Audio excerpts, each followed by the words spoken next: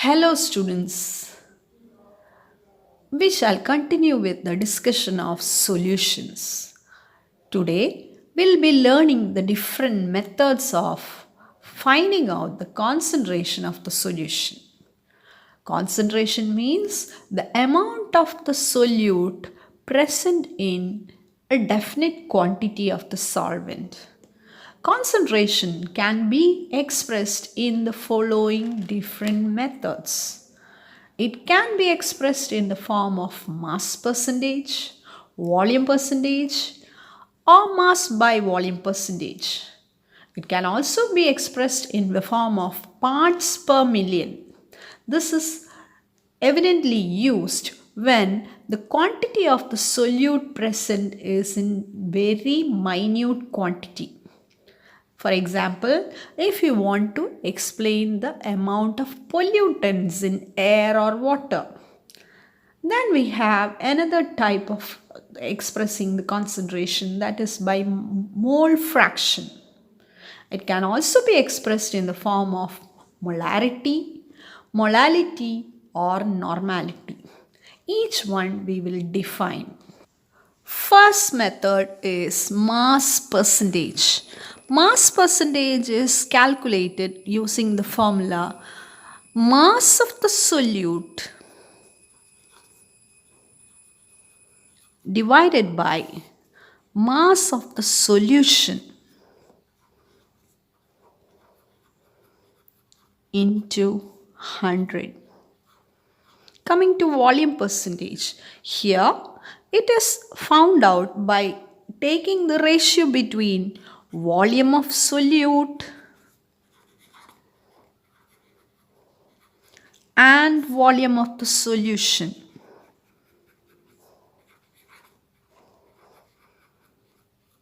In percentage. Coming to the next one, mass by volume percentage. It is equal to mass of the solute divided by volume of the solution into 100. This method of expressing the concentration is used when we have a solid substance dissolved in a liquid. Mainly it is used in pharmacies. Parts per million is a method of expressing the concentration when the amount of solute present is in very minute quantity. For example, the pollutants in air or water is expressed in parts per million. Now, how do you find out parts per million? The value is number of parts of the solute divided by total number of parts of the solution into 10 raised to 6. Million means 10 raised to 6.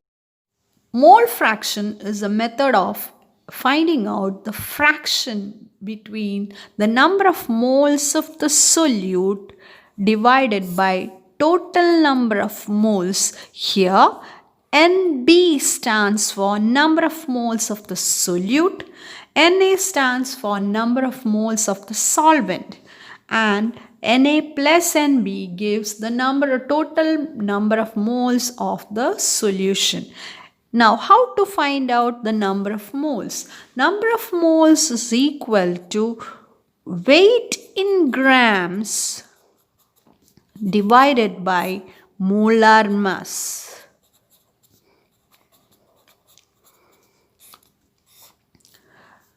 You find that this is a fraction, so it doesn't have any unit. Now coming to the next method of expressing the concentration, that is molarity. Molarity is defined as number of moles of the solute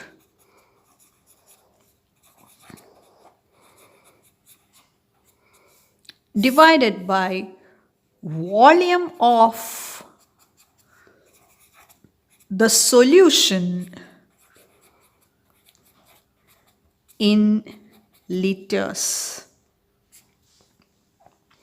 Number of moles of the solute per liter of the solution, that is known as molarity, and it is having the unit moles per liter, which is expressed as molar, capital M. Coming to the next method of expressing the concentration, molality. Molality is number of moles of the solute per mass of the pure solvent in kilograms. So the unit will be moles per kilogram, which otherwise expressed as molal. Here you find that molality is independent of temperature, whereas molarity is dependent on temperature, because when temperature changes, the volume also changes. So molarity changes with temperature, whereas molality remains the same throughout. The next method of expressing the concentration is by normality. Normality is defined as number of gram equivalents of the substance per liter of the solution, and so it is having the unit normal. Now, what do you understand by gram equivalence? Gram equivalence is nothing but the equivalent mass of an acid or a base. If it is the equivalent mass of an acid, it is calculated by knowing the gram molecular mass and dividing it by basicity of the acid. What do you understand by basicity of the acid? Number of replaceable hydrogens give the basicity of the acid, whereas the equivalent mass of a base is calculated using the formula gram molecular mass divided by acidity of a base. Number of replaceable OH minus in the base becomes the acidity of the base. Hope it is clear. Out of these different methods of expressing the concentration, we find that mass percentage, parts per million, mole fraction, and molality are independent of temperature. We shall now discuss about solubility. Solubility is defined as the amount of solute that is dissolved in a particular amount of solvent at a particular temperature and pressure. So the maximum amount of solute that is dissolved in 100 grams of the solvent at a particular temperature and pressure is known as solubility. What are the factors that affect the solubility? It depends upon four main factors. First one, nature of the solute and solvent.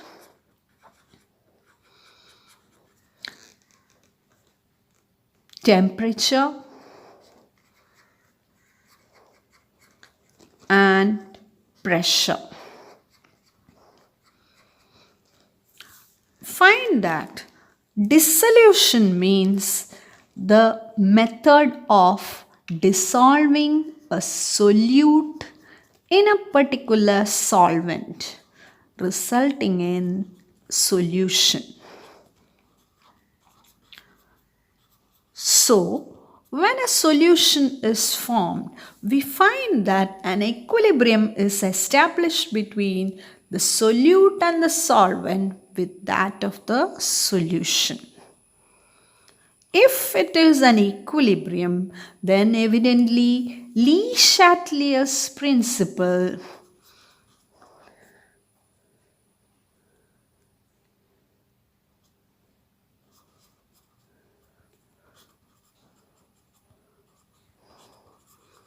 can be applied here.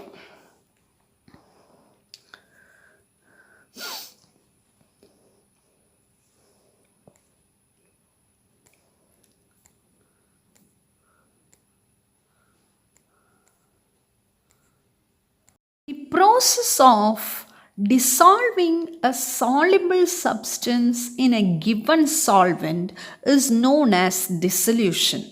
That results in a solution, and when a solute dissolves in the solvent, it results in the solution, making it an equilibrium. If it exists in the form of an equilibrium, we find that Le Chatelier's principle can be applied. In most of the cases, the forward reaction is found to be endothermic. That means delta H value is positive. In such cases, we find that if the forward reaction is endothermic, the backward reaction will be opposite to that, that is, it is exothermic. When we are increasing the temperature of such a system, you find that more and more product will be formed because high temperature favors endothermic reaction. Such cases, you find that the substances dissolve better at high temperature. This is possible only in cases where the solute, when dissolved in the solvent, forms a cooler solution. If it is the other way around, that is, when a solute is added to the solvent, if it produces heat, that is, if it is liberating heat or it is an exothermic reaction, you find that on increasing the temperature, the forward reaction decreases, and this is in accordance with Le Chatelier's principle. What does Le Chatelier's principle state? Whenever a system is in equilibrium and if some physical changes are imposed on the system itself tries to readjust it in such a way that the change happening there is nullified. With the result, the system itself readjusts in such a way so as to minimize the physical change happening. When we are increasing the temperature, the system will try to move in such a manner that the system will decrease the temperature. When we are raising the temperature of an endothermic reaction, it always favors the formation of the solution, that is, dissolution occurs more and more at high temperature. When we consider the dissolution of a solid in liquid, we know that both the solid as well as the liquid are incompressible in nature. Since it is incompressible in nature, there is no effect on pressure. So as a result, pressure doesn't have any effect on the solubility. Coming to the next point, that is nature of the solute and solvent. If you are taking the example of sodium chloride, you know that salt, sodium chloride, when put in water, it is a soluble substance and it results in salt solution. Why this happens? Because sodium chloride is ionic in nature, and so is the case with water. It is having charge separation due to slight change in the electronegativities. So here you can consider sodium chloride to be a polar solute, and the water here is a polar solvent. So if polar solutes are put in polar solvents, it results in a solution.